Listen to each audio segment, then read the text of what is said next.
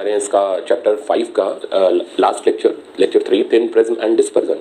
इसके अंदर thin prism के कंसेप्ट चलेंगे, डिस्पर्जन यानी स्प्लिटिंग ऑफ व्हाइट लाइट, फिर कॉम्बिनेशन ऑफ प्रिज्म ही हम इसके अंदर कवर करेंगे। ठीक है, चलो स्टार्ट करते हैं।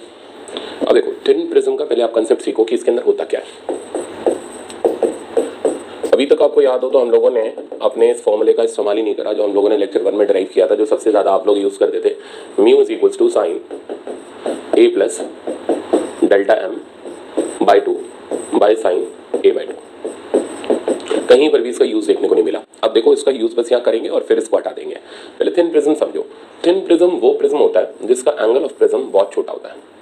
तो जब एंगल ऑफ प्रिज्म ए की वैल्यू लेस देन 10 डिग्री होती है तो हम बोलते हैं कि ये प्रिज्म बहुत छोटा है। अब थिन प्रिज्म के अंदर तो मैं एक बार पहले प्रॉपर्टीज सारी एक जगह लिख दूं। तो थिन प्रिज्म की पहली प्रॉपर्टी है कि इसका जो एंगल ऑफ प्रिज्म मिलेगा वो काफी छोटा आपको देखने को मिलेगा। दूसरी प्रॉपर्टी है तो ए इज वेरी स्मॉल, मतलब ए का value is less than 10 degree. दूसरी प्रॉपर्टी है इस थिन प्रिज्म में आप चाहे डेविएशन निकालो चाहे मिनिमम डेविएशन निकालो, दोनों का वैल्यू सब सेम ही आएगा। मतलब ना तो डेविएशन ना मिनिमम डेविएशन, किसी में कोई ज्यादा फर्क नहीं होगा क्योंकि एंगल ऑलरेडी 10 डिग्री से छोटा है तो इसके डेविएशन और ज्यादा छोटे मिलना शुरू हो जाएंगे। मतलब डेविएशन और मिनिमम डेविएशन आर सेम, तो ये एक जैसे होते हैं। अब ऐसा होने से अब जो रिजल्ट्स हमारे चलते हैं, यानी चाहे हम डेविएशन यूज करें चाहे मिनिमम डेविएशन, कोई फर्क नहीं पड़ता। तो अब क्योंकि ये छोटा है और ये और भी ज्यादा छोटा है तो कुल मिलाकर के साइन थीटा का ये टर्म छोटा है। तो हम यहाँ पर अप्रोक्सीमेशन यूज करते हैं कि जब थीटा बहुत छोटा होता है तो when theta is very small तब sine theta is nearly equals to theta. तो अगर मैं इसको आगे कंटिन्यू करूं तो मेरे पास साइन थीटा की जगह मैं थीटा डाल रहा हूं तो रिजल्ट आ जाएगा ए प्लस डेल्टा एम की जगह मैंने डेल्टा लिख दिया by 2 divided by A by 2। 2 cancel होगा, यहाँ से डेविएशन का फॉर्मूला आ जाएगा और वो आ जाएगा ए टाइम्स म्यू माइनस 1। तो अब आप चेक करके देखो कि जो डेविएशन है उसका फॉर्मूला हमारे पास आ रहा है थिन प्रिज्म का ए टाइम्स म्यू माइनस 1। जैसे मैं इसमें आपको एक सवाल पहले करवाऊं जिससे आपको और अच्छा क्लियर हो जाएगा। जैसे एग्जांपल आप ये ले लो कि मेरे पास एक थिन प्रिज्म है जिसका एंगल ऑफ प्रिज्म मैंने 6 डिग्री ले रखा है। यहाँ से लाइट आ रही है, ये इसके बेस के पैरेलल है। ठीक है, अब हमें पता करना है क्या डेविएशन होगा।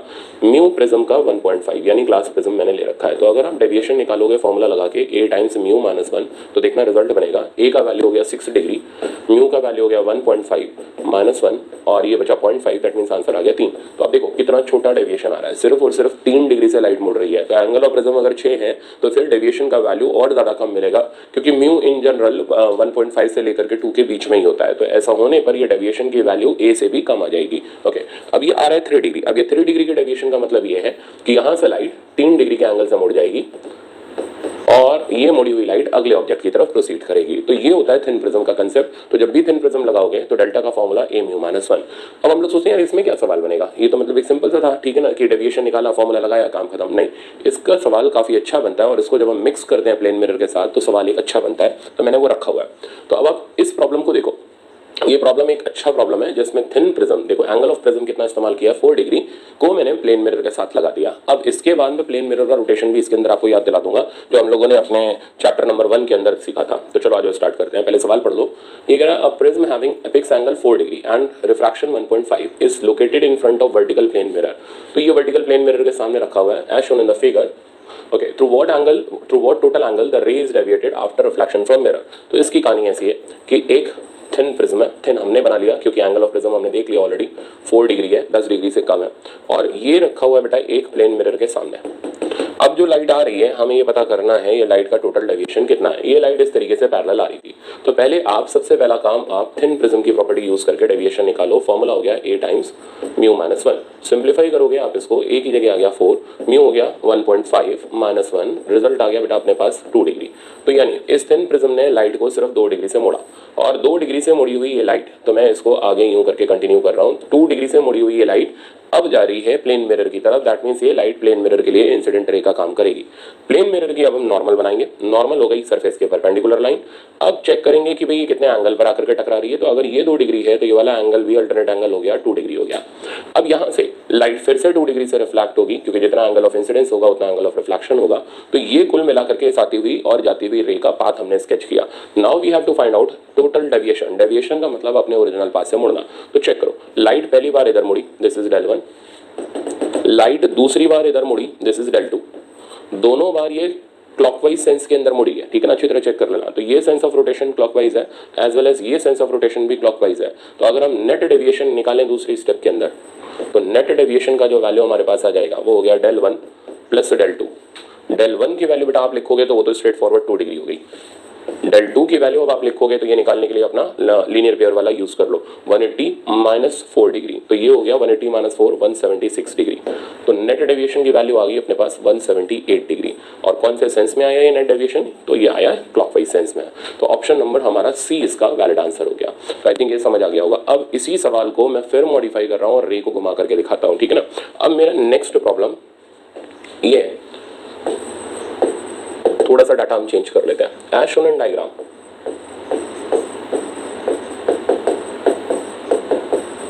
Find angle by which mirror must be rotated so that reflected ray becomes horizontal। अब इसमें हमारा ये अच्छा सवाल बन गया। देखो, थिन प्रिज्म में बुरे सवाल नहीं होते, अच्छे होते हैं। और इसको जब हम कंबाइन कर देते हैं प्लेन मिरर के साथ तो ये और ज्यादा अच्छे बन जाते हैं। तो अब इन प्रॉब्लम्स को हम यहाँ कंप्लीट करते हैं। तो देखना बेटा, तो as shown in diagram find angle by which plane mirror must be rotated. तो देखो, ये रहा हमारा थिन प्रिज्म, डायग्राम ये गिवन है आपको।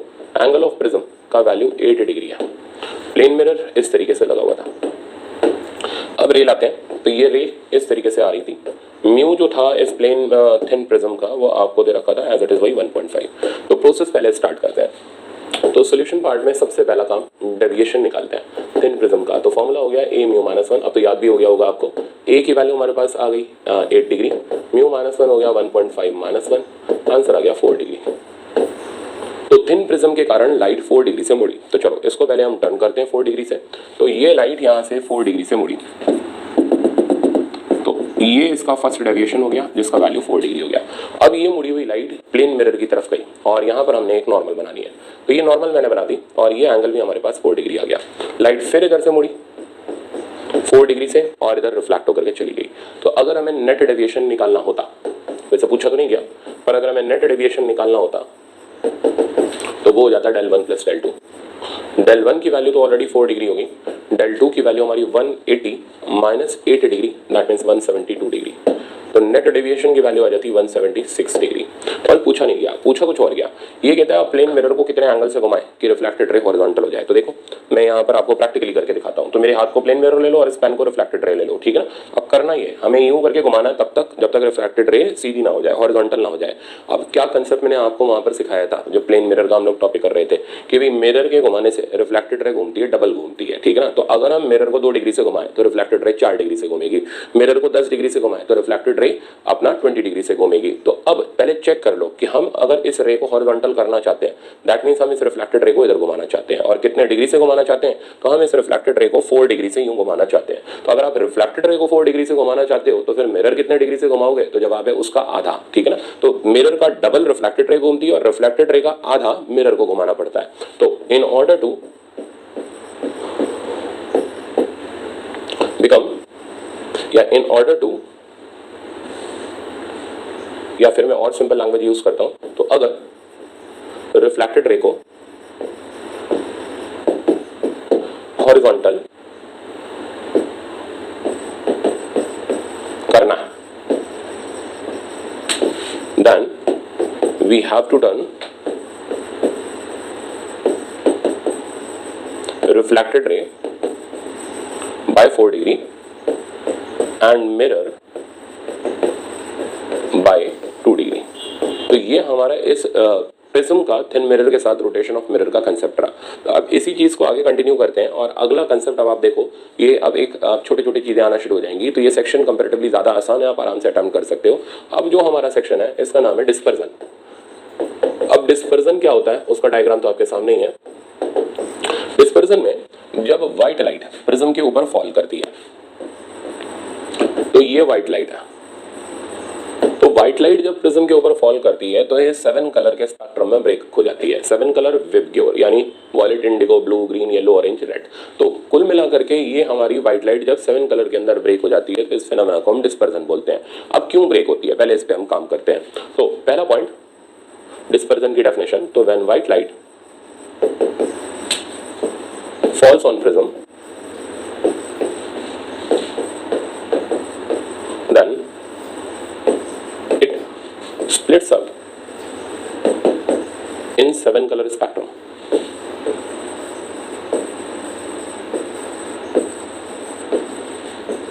This phenomenon is called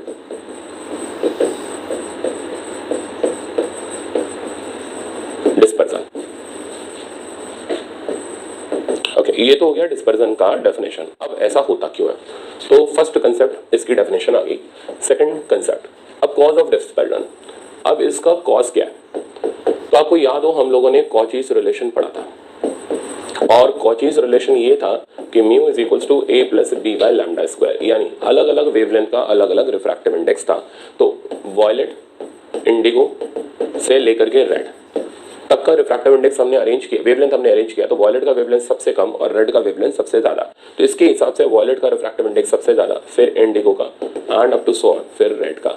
अब अभी हम पढ़ के आए कि जब प्रिज्म से कोई लाइट पास करती है तो उसका डेविएशन होता है। तो अगर मैं यहाँ पर डेविएशन चेक करूँ, डेविएशन का हमारा फॉर्मूला ए म्यू माइनस 1, तो जिसका म्यू जितना ज्यादा वो लाइट उतना ज्यादा डेविएट होगी। तो del V, del I and up to so on del R. तो हो क्या रहा है, अलग अलग कलर होने से अलग अलग रिफ्रैक्टिव इंडेक्स मिल रहा है, अलग अलग रिफ्रैक्टिव इंडेक्स होने से अलग अलग तरीके से लाइट डेविएट कर रही है। सबसे ज्यादा डेविएशन वॉयलेट कलर का है इसलिए वॉयलेट नीचे मिल रहा है, सबसे कम डेविएशन जो है वो रेड कलर का है इसलिए रेड कलर ऊपर मिल रहा है। पॉइंट मेरा समझ आया। तो सबसे ज्यादा कौन सा कलर मोड़ता है, वॉयलेट कलर। क्यों, क्योंकि उसका रिफ्रैक्टिव इंडेक्स सबसे ज्यादा होता है। तो मैं यहाँ कॉस्ट लिख दूं, तो due to different wavelength glass prism offer different refractive index due to which light deviate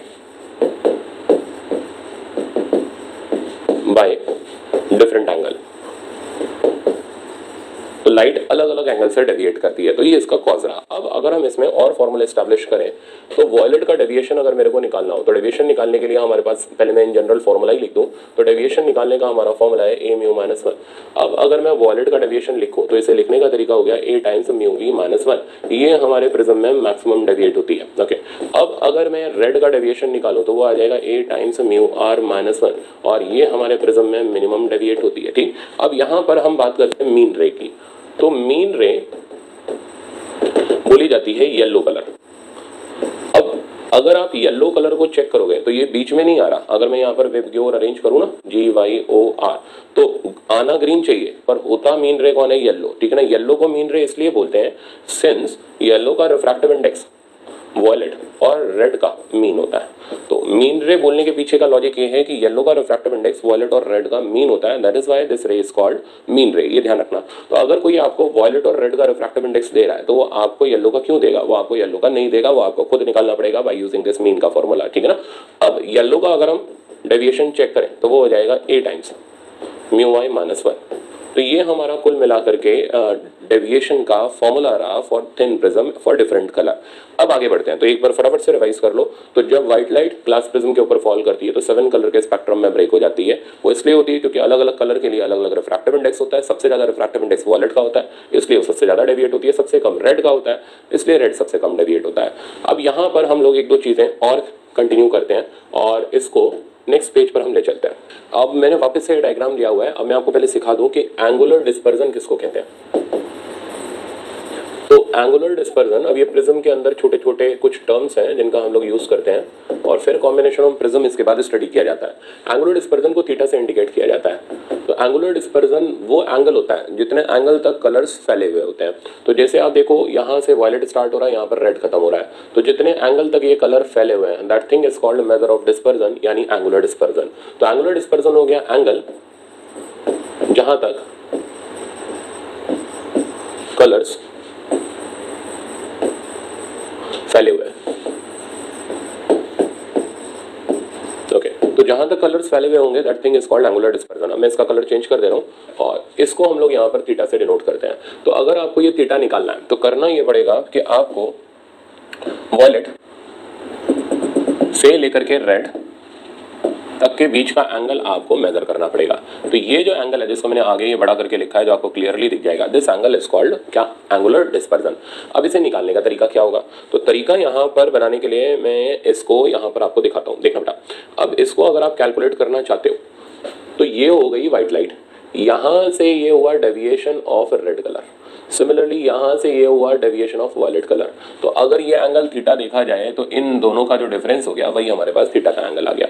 यानी in order to calculate angular dispersion हमें कुछ खास नहीं करना, थीटा का वैल्यू निकालने के लिए हमें बस वॉयलेट और रेड कलर के डेविएशन का डिफरेंस लेना है। अब अगर आप इसको आगे सम अप करोगे तो डेल वी का फॉर्मूला हो गया a times mu V minus 1 और डेल आर का फॉर्मूला हो गया a times mu R minus 1। दोनों को अगर हम यहाँ सिंप्लीफाई करें तो रिजल्ट आ जाएगा थीटा इज इक्वल्स टू, ये 1 वाला टर्म कट जाएगा, a times mu V minus mu R. तो हो गया ना आसान सा। तो अगर आपको ये पता करना है कितने एंगल तक कलर फैले हुए हैं तो वो निकालने का हमारा तरीका हो जाएगा del V minus del R, मतलब जो सबसे ज्यादा फैला हुआ है और जो सबसे कम फैला हुआ है उनके बीच का एंगल का आप डिफरेंस निकाल लो। तो ये चीज कहलाती है एंगुलर डिस्पर्जन। अब एक और चीज होती है जो इसी के अंदर इसी जैसा सेकंड इसका रिजल्ट होता है जिसको हम बोलते हैं डिस्पर्सिव पावर।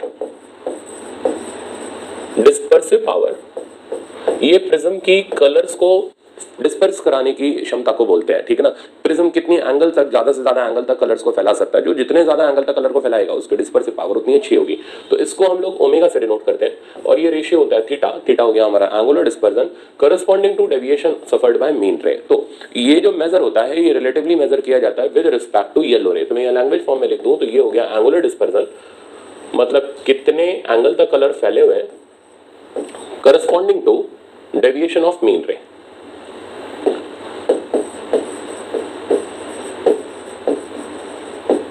अगर इसको आगे हम और सिंप्लीफाई करें तो देखा, तो ओमेगा का जो वैल्यू आएगा बेटा अपने पास, एंगुलर डिस्पर्जन हो गया theta divided by del Y.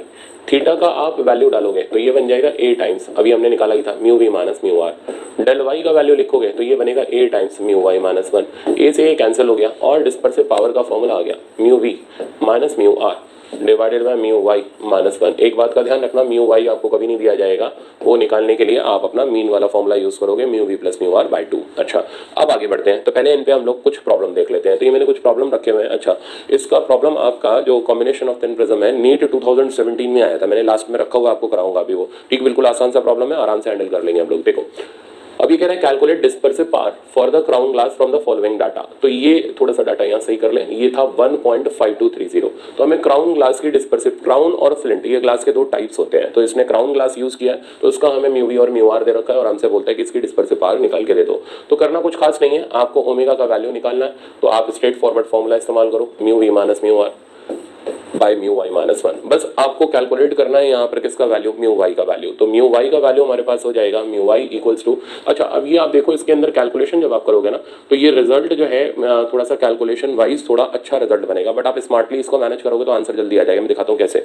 Mu Y का वैल्यू अगर हम कैलकुलेट करें तो इन दोनों का हमें क्या करना पड़ेगा, मीन लेना पड़ेगा। अब मैं इतनी डिजिट तक तो नहीं कर रहा, 4 डिजिट तक कैलकुलेट, क्योंकि मेरे को आंसर 2 डिजिट में भी पता चल जाएगा, तो मैंने 4 डिजिट तो स्किप कर दी। तो म्यू वाई का वैल्यू निकालने के लिए मैंने लगाया mu B plus mu R by 2। Okay बेटा, म्यू वी का वैल्यू हो गया हमारा 1.52 प्लस म्यू आर का वैल्यू हो गया 1.51 डिवाइडेड बाय 2। सिंप्लीफाई करेंगे तो नियर बाय अगर देख लो तो ये 3 बन गया, ठीक है ना। तो 3/2 तो 1.5 के आसपास ही आना है। तो देखें एक्चुअली में आ कितना रहा है, तो ये रिजल्ट बन रहा है 3 और इधर आ गया 0 और ये हो गया 3.03 डिवाइडेड बाय 2, जिसको और सिंप्लीफाई करोगे तो इधर आ जाएगा 1 और इधर आ जाएगा 5 और इधर आ जाएगा तकरीबन 1 और हमारे पास बचेगा 2, तो 1.512। तो 1.512 ये हमारे पास येलो कलर का क्या हो गया अपना म्यू वी। अब हम इसको सिंप्लीफाई करते हैं और डाटा इसके अंदर सब्स्टिट्यूट करने की कोशिश करते हैं। तो अगर मैं डाटा सब्स्टिट्यूट करूं तो पहला काम मेरे को म्यू वी और म्यू आर का डिफरेंस लेना पड़ेगा, तो मैं इसको भी यहीं पर लेके खत्म कर रहा हूं। तो mu V minus mu R, mu V हो गया 1.52 और म्यू आर हो गया 1.51। ओके, डिफरेंस लोगे बेटा तो ये आ जाएगा 0.01। तो बड़ा छोटा सा डिफरेंस आया 0.01। नीचे देखें 1.51 में से 1 माइनस करोगे तो नीचे बचेगा 0.51। अब 0.5 तकरीबन हाफ के आसपास होता है, ठीक है ना। हाफ के आसपास अगर आप वैल्यू डालोगे तो ये ऊपर चला जाएगा 0.02 और इसमें एक ही ऑप्शन अपना टकरा रहा है 0.016। तो विदाउट एनी फर्दर कैलकुलेशन हम इसमें सी ऑप्शन टिक कर सकते हैं। तो थोड़ा सा बस स्मार्टली अगर आप कैलकुलेशन मैनेज करके ना तो ये गंदी कैलकुलेशन भी ठीक ठाक रिजल्ट दे देगी। तो इसका जो वैल्यू हमारे पास आ जाएगा 0.0163 डिग्री के आसपास आ जाएगा। तो प्रिज्म की डिस्पर्सिव पावर नियर बाय इतनी ही होती है। तो अगर हम ये याद भी रख ले तो भी एग्जाम में हमारा काम चल जाएगा कि हमें ऑप्शन देख करके बस टिक मारना रहेगा। समझ आई मेरी बात? इसलिए मैंने इस प्रॉब्लम को यहाँ रखा था। अब जैसे नेक्स्ट प्रॉब्लम देखो, अब इस नेक्स्ट प्रॉब्लम के अंदर मैंने दे रखे हैं आपको minimum deviation suffered by red, yellow and violet beams. तो रेड, येलो और वॉयलेट के मिनिमम डेविएशन दे रखे हैं। Okay, 38.4, 38.7, 39.2। Calculate dispersive power of the medium. तो अब अगर हमें डिस्पर्सिव पावर निकालनी है इस मीडियम की तो चलो स्टार्ट करते हैं। तो omega theta divided by del Y. अब थीटा को हमें एक्चुअली में पुट करना पड़ेगा del V minus del R divided by del Y. अब हमें इन सब के डेविएशंस दे रखे हैं, ठीक है ना। डेविएशन की वैल्यू रेड के लिए हमें दे रखी है 38.4, वॉयलेट के लिए हमें दे रखी है लास्ट में 39.2। तो पहले मैं इन तीनों को लिख लूँ। तो डेल वी मेरे को दे रखा है 39.2, डेल आर बेटा अपने को दे रखा है 38.4। इनका तो हमें डिफरेंस चाहिए तो वो तो फटाक से आप डिफरेंस ले लो। तो ये रिजल्ट आ जाएगा हमारे पास 12 में से 0. इधर बचा 0.8 और यहाँ पर आ गया 0। तो 0.8 आया del V minus del R. तो मैं ऊपर तो 0.8 डाल रहा हूँ। नीचे अब हमें चाहिए डेल वाई का वैल्यू। डेल वाई की वैल्यू हमें जो दे रखी है 38.7 दे रखी है। तो 38.7 इसका डेल वाई हो गया। अब अगर आप इसमें डिवाइड करोगे तो डिवाइड करने पर नियर बाय में देख लो वैल्यू जो बनेगा वो हमारा कितना बनेगा। तो इसको अगर मैं डिवाइड करूँ 0.8 डिवाइडेड बाय 38.7, अब तो ये एक्जैक्टली डिवाइड करना पड़ेगा क्योंकि चारों ऑप्शन नियर बाय सेम है। तो अब इसमें बचने के लिए हम एक काम करते हैं, कैलकुलेटर तो हमें नीट एग्जाम में मिलता नहीं, तो नियर बाय में वैल्यू निकालते हैं। जैसे मैं इसे 0.8 ले रहा हूँ तो नीचे मैंने नियर बाय में 40 कर दिया क्योंकि 38.7 से कौन डिवाइड करे, तो बेहतर है 40 से डिवाइड कर लें। तो आंसर आ जाएगा बेटा अपना 0.02। अब सोचो क्वांटिटी जिससे डिवाइड करना था वो 40 से छोटी थी यानी 38.7 थी, ठीक है ना। तो बड़ी क्वांटिटी छोटी क्वांटिटी से डिवाइड करोगे तो रिजल्ट इससे बड़ा आएगा। अब 0.02 से थोड़ा सा बड़ा रिजल्ट तो वो 0.0206 हो गया। ये हो नहीं सकता, ये पॉसिबल है नहीं क्योंकि 0.02 से छोटा है। ये हो नहीं सकता क्योंकि ये काफी ज्यादा बड़ा हो गया। इसके लिए फिर हमें इसको तकरीबन 4 से डिवाइड करना पड़ेगा, वो पॉसिबल नहीं। तो एक ही ऑप्शन हमारे पास आया, वो आ गया ए वाला ऑप्शन। तो इस तरीके से करके हम अंदाजे से इसमें वैल्यू निकाल सकते हैं। अब इसी तरीके से नेक्स्ट प्रॉब्लम की तरफ बढ़ते हैं।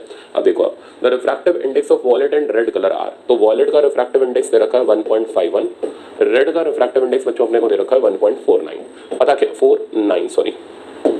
अब पता हमें ये करना है इसके अंदर if prism angle is 10 degree, तो एंगल ऑफ प्रिज्म का वैल्यू 10 डिग्री दे रखा है। Then angular dispersion, angular dispersion मतलब कितने एंगल तक कलर फैले हुए हैं। तो कलर का फैलाव अगर निकालना है तो ये हो गया अपना del V minus del R. But अब हमें इसके फॉर्मूले को पूरा मॉडिफाई करना पड़ेगा, यानी अब हमें लगाना पड़ेगा A times mu V minus mu R. तो देखते हैं कितना आता है। ए का वैल्यू 10 डिग्री हमारे पास अवेलेबल है, म्यू वी आपके सामने और म्यू आर आपके सामने। इसको अगर आप डिफरेंस में लोगे म्यू माइनस म्यू आर, ये मिलेगा 0.02, ठीक है ना। अच्छा, अब इसको अगर हम मल्टीप्लाई करें तो ये आ गया 0.2 डिग्री। तो 0.2 डिग्री, तो आप इतना चेक करो 0.2 डिग्री के अंदर ही सारे कलर आ गए। मतलब हमें जो दिख रहे थे वॉलेट से लेकर के रेड कोई बहुत बड़े एंगल तक नहीं दिखते, बहुत छोटे से एंगल के अंदर ही इनकी स्प्लिटिंग हो जाती है। तो ऑप्शन नंबर इसमें हमारा जो करेक्ट हो गया वो हो गया बी। अब आगे बढ़ते हैं। अब जो अगला सेक्शन हम देखने जा रहे हैं वो है combination of prism. Combination of prism of opposite action।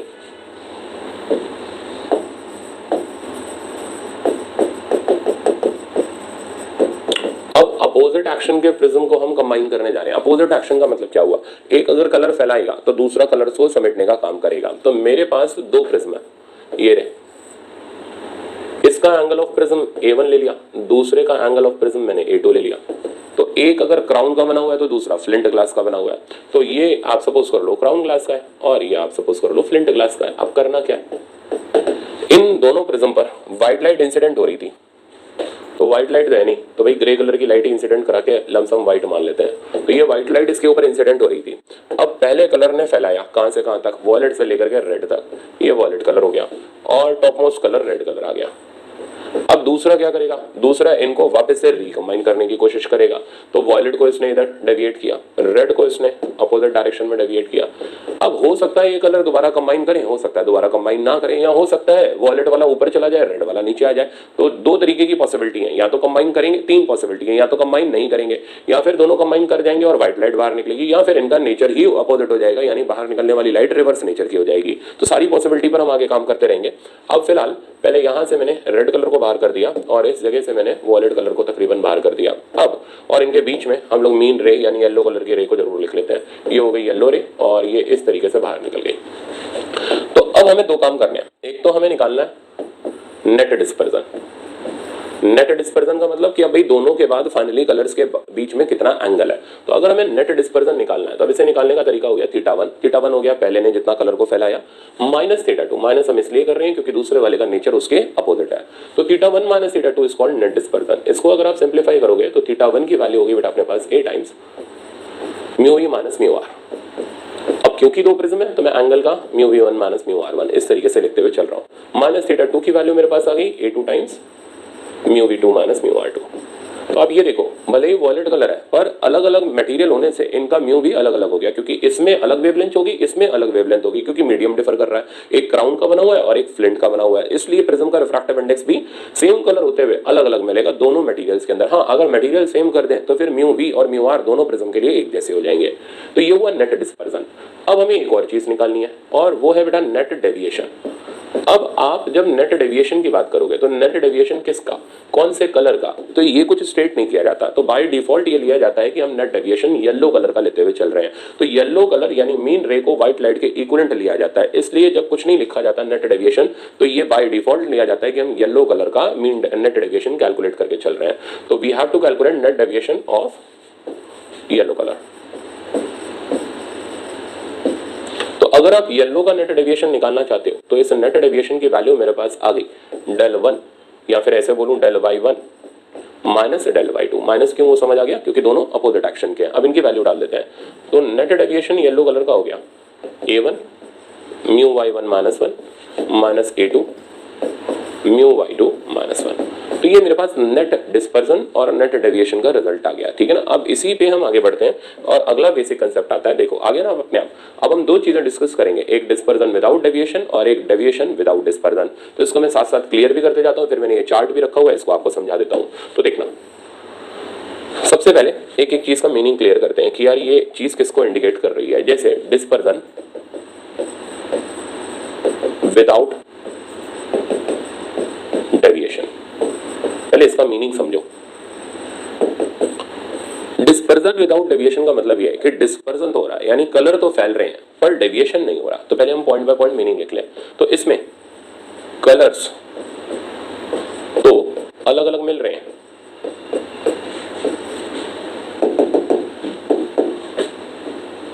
तो कलर्स तो अलग अलग मिल रहे हैं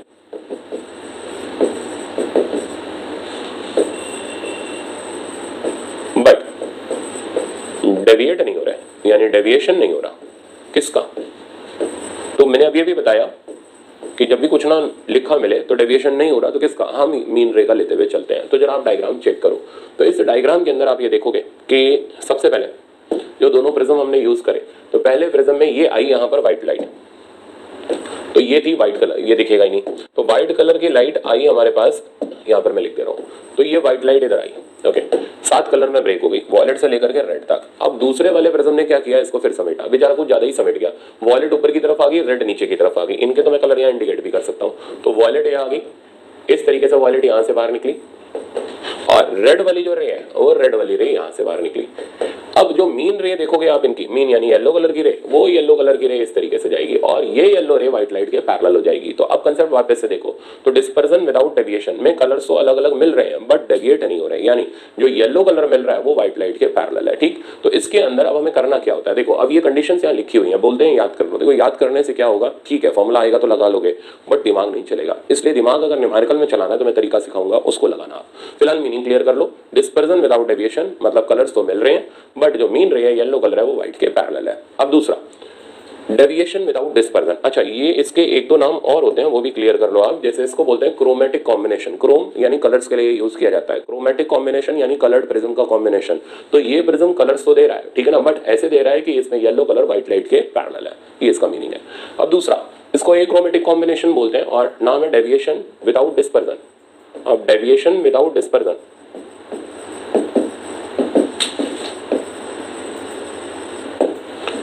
डेविएशन विदाउट डिस्पर्जन क्या इंडिकेट करता है, इसको बोलते हैं एक्रोमेटिक कॉम्बिनेशन। क्यों बोलते हैं उसका मीनिंग क्लियर करो। यहां पर क्या हुआ, वॉयलेट और रेड दोनों कलर की रेज आई, वॉयलेट इधर गई और फिर फाइनली इधर चली गई, रेड कलर की रे आई, रेड कलर की रे भी इस तरीके से आई और फाइनली इधर चली गई, दोनों एक साथ मिली और फिर फाइनली यहां से व्हाइट लाइट ही बाहर निकली। तो आप ये देखो कि फाइनल जो रे बाहर मिल रही है वो अभी भी व्हाइट लाइट ही मिल रही है, यानी व्हाइट लाइट आई और व्हाइट लाइट गई। बट आप देखो आई ऐसे थी गई ऐसे, यानी व्हाइट कलर का डेविएशन हो चुका है। अब व्हाइट यानी इक्वल टू येलो कलर हम लेते हुए चलेंगे, तो हो क्या रहा है, इसमें कलर्स नहीं मिल रहे क्योंकि कलर मिल गए एक साथ, बट डेविएटेड मिल रही है लाइट, यानी अलग एंगल पर आती हुई मिल रही है। तो क्या है और क्या नहीं है, तो इसमें डेविएशन तो है बट डिस्पर्जन नहीं है। तो इसमें कलर्स रिकंबाइन हो गए,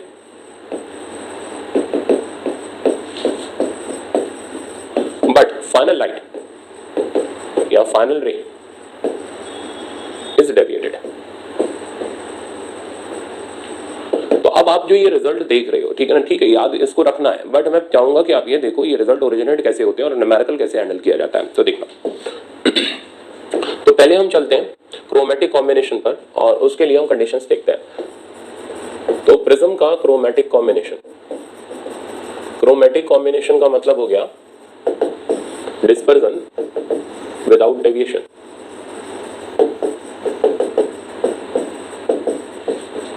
तो आज बेटा देखो, अब दो प्रिज्म लेते हैं अपोजिट एक्शन के, ये प्रिज्म 1 और ये प्रिज्म 2, इसका angle A1 as it is, इसका एंगल A2। व्हाइट लाइट लाते हैं, तो ये आई व्हाइट लाइट, वॉलेट से रेड में ब्रेक करते हैं, चलो भाई ब्रेक हो जाओ, वॉलेट इधर गया, सिमिलरली वॉलेट इधर गया और यहां पर फाइनली मैं इसको थोड़ा और टर्न करूं, ये वॉलेट इधर गया। अब सिमिलरली रेड कलर को लेते हुए चलते हैं, रेड यूं आया इधर गया, इधर से रेड बाहर निकला और ऊपर से वॉलेट बाहर निकला, ठीक है। बट जो येलो कलर था वो इस तरीके से बाहर निकला और ये ओरिजिनल व्हाइट लाइट के पैरेलल है। तो ये कॉम्बिनेशन हो गया हमारा डिस्पर्जन विदाउट डेविएशन। अब इसमें न्यूमेरिकल लगाने की स्ट्रेटजी क्या है, तो सुनो, तो पहले क्या नहीं हो रहा, तो इसमें डेविएशन नहीं हो रहा। तो ये ध्यान रखना, जब भी इस तरीके का कॉम्बिनेशन है पहले ये सोच लो कि इसमें कौन सी कंडीशन नहीं हो पा रही। तो पहले कंडीशन हम बनाएंगे नो डेविएशन की। इस नो डेविएशन की कंडीशन से अननोन को ढूंढ के बाहर निकाला जाता है। जैसे किसका डेविएशन नहीं हो रहा, तो भाई येलो कलर का नहीं हो रहा, तो येलो कलर का नेट डेविएशन लिखो, वो हो गया del y1 minus del y2 is equals to 0। यहां से हमें मिला del y1 is equals to del y2।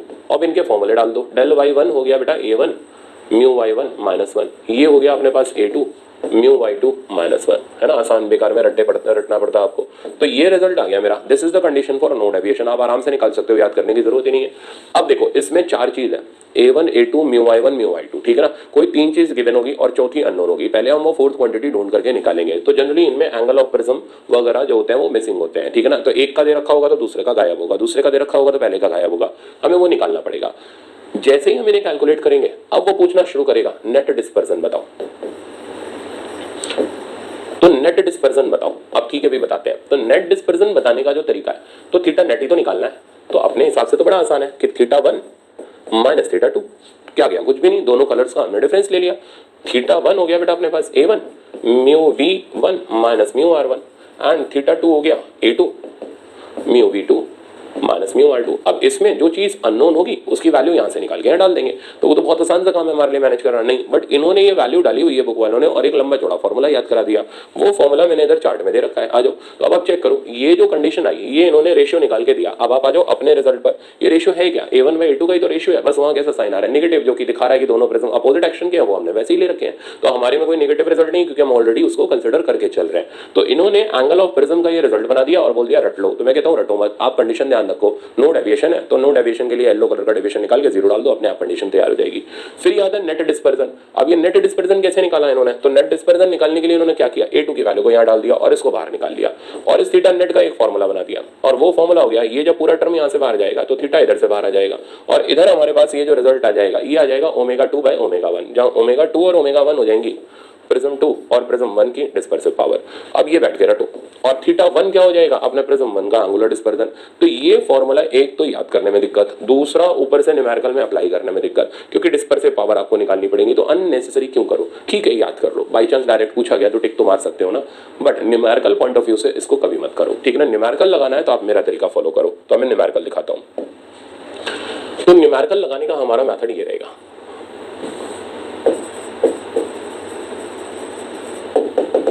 अब जैसे एग्जांपल ये कहते हैं दो प्रिज्म है, एक का एंगल ऑफ प्रिज्म 6 डिग्री है, दूसरे का पता नहीं।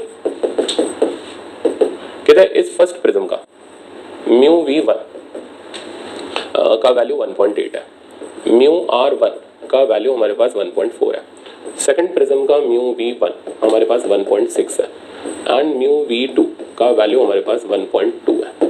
ठीक है, तो अब हमें कैलकुलेट क्या करना है। अब पहले कंडीशन देखो, कहता है this combination gives dispersion without deviation. Find.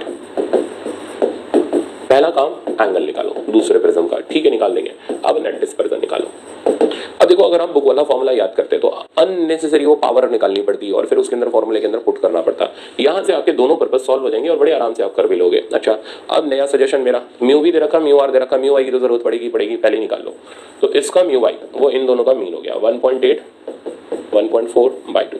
तो इसको सिंप्लीफाई करोगे तो ये आ जाएगा 1.6। इसका अच्छा मैंने ये दोनों का म्यू वाई सॉरी ये था हमारा म्यू v1 म्यू v2, मैं इसको करेक्ट कर दे रहा हूँ सॉरी। तो म्यू v2 जिसका वैल्यू 1.6 है एंड म्यू r2 जिसका वैल्यू 1.2 है।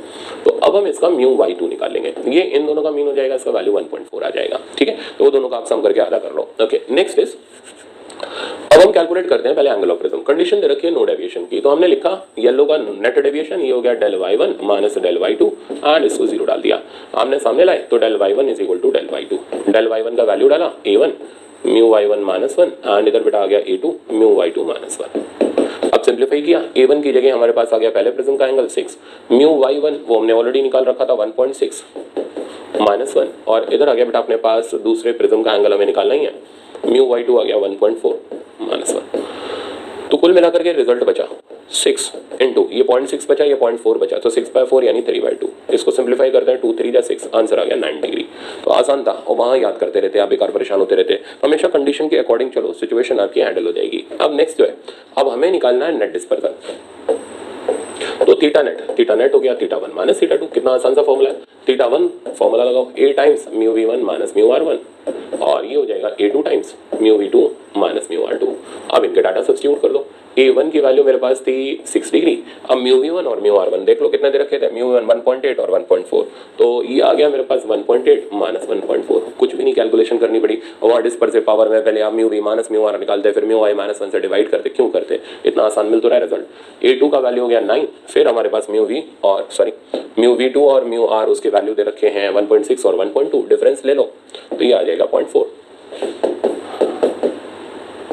देखते हैं सिंप्लीफाई करके, तो ये आ गया 6 इंटू 0.4 माइनस 9 इंटू ये आ जाएगा बच्चों अपने पास 0.4। 0.4 को कॉमन निकाल लो और फाइनली हो गया -3, तो आंसर आ गया -1.2 डिग्री।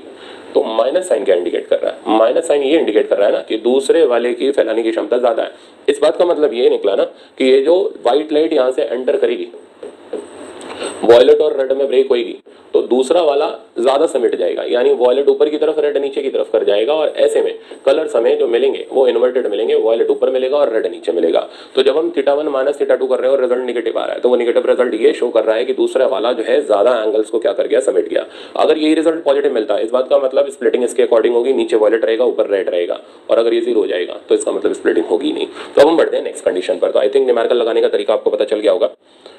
अब नेक्स्ट जो रिजल्ट है इसका, उस पे भी मैं काम करना आपको सिखा रहा हूं। सेकंड रिजल्ट, अब सेकंड रिजल्ट है डेविएशन विदाउट डिस्पर्जन। अब इसमें भी आप कुछ याद मत करना, बस खाली कंडीशन समझना। तो पहले क्या नहीं हो रहा, डिस्पर्जन नहीं हो रहा, तो पहले डायग्राम बना लो। ये हो गया A1 और ये हो गया A2। ये आई व्हाइट लाइट, वॉयलेट से रेड में ब्रेक हुई, दूसरे ने समेटा और यहां से व्हाइट लाइट, इस तरीके से व्हाइट लाइट बाहर निकली। अब जरा चेक करो, ऐसे रही थी, गई ऐसे, बट डेविएट हो गई, बट डिस्पर्जन नहीं हो पाई क्योंकि सारे कलर दोबारा से मिल गए, तो इसमें डिस्पर्जन नहीं है। तो अब हम पहले कंडीशन बनाएंगे नो डिस्पर्जन की। तो क्या करेंगे नो डिस्पर्जन के लिए, जो नेट डिस्पर्जन है θ1 माइनस θ2 इसको उठा के 0 कर देंगे। θ1 का formula A1 mu V1 minus mu R1 and θ2 का फॉर्मूला बेटा A2 mu V2 minus mu R2। अब यहां से ये लोग A2 का वैल्यू निकाल के अगला फॉर्मूले में डालेंगे, तो आप क्यों परेशान होगे, आपने नेट डिस्पर्जन की इक्वेशन लिख ली, इससे जो अननोन है वो हम निकाल लेंगे जब न्यूमेरिकल लगाना होगा। अब हम आते हैं नेट डेविएशन निकालने पर। अब मैंने पहले ही बता रखा है जब कुछ नहीं लिखा इसका मतलब नेट डेविएशन या येलो कलर का निकालना है। तो अब अगर आप उसका नेट डेविएशन निकालोगे तो वो हो जाएगा del y1 minus del y2। Del y1 हो गया A1 म्यू y1 माइनस 1 और ये हो गया बेटा अपने पास A2 म्यू y2 माइनस 1। अब इसमें आप चेक करो जो ऊपर अननोन था वो हमने ऑलरेडी निकाल लिया, इसके अंदर सब्स्टिट्यूट और फाइनल रिजल्ट आ गया del y1 1 minus omega 1 by omega 2। अब इस फॉर्मूले की दिक्कत ये ठीक है, याद तो करना ही पड़ेगा क्योंकि पूछ लिया गया तो रटावर रहना चाहिए, बट इससे अगर न्यूमेरिकल अगेन लगाने बैठे तो अननेसेसरी कैलकुलेशन हमारी बढ़ जाएगी। तो न्यूमेरिकल लगाने का हमारा तरीका यही रहेगा, कंडीशन यूज करेंगे नो डिस्पर्जन की, वहां से अननोन निकालेंगे, अननोन निकाल करके जो पूछा गया उसके अंदर डाल देंगे, सिंपल फंडा। अब मैं आपको वापस चार्ट की तरफ ले चल रहा हूँ और हमारा चार्ट ये रहा जिसमें हमने दोनों रिजल्ट्स को याद करना है। तो ये रिजल्ट ठीक है, ये आपको बस लर्न करना है बट नॉट फॉर न्यूमेरिकल।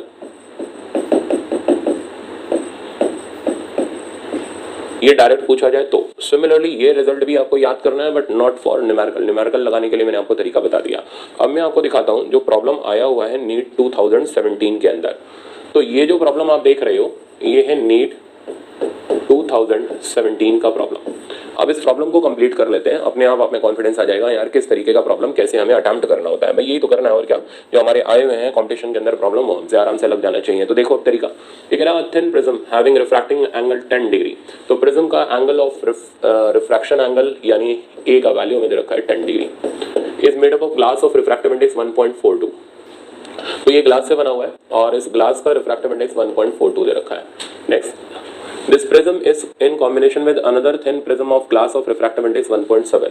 तो एक और थिन प्रिज्म जिसके साथ ये कॉम्बिनेशन में है जिसका रिफ्रैक्टिव इंडेक्स 1.7 दे रखा है, तो मैंने इसको यहाँ पर अटैच कर दिया, दूसरे का 1.7 कर दिया। Okay, next is the refracting angle of second prism should be, क्यों भाई, such that the combination produces dispersion without deviation.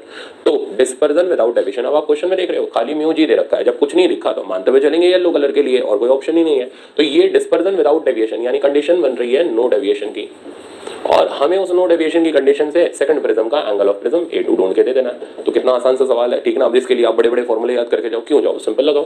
तो नेट डेविएशन येलो कलर का ये हो गया del y1 minus del y2 is equals to 0। आज solve करते हैं। डेल y1 हो गया A1 mu y1 minus 1 A2 mu y2 minus 1। Simplify करो, अब वैल्यू डालो। A1 की बेटा आपको वैल्यू दे रखी है अपना 10 डिग्री, म्यू y1 तो वो हो गया 1.42, तो इधर बचा अपने पास 0.42।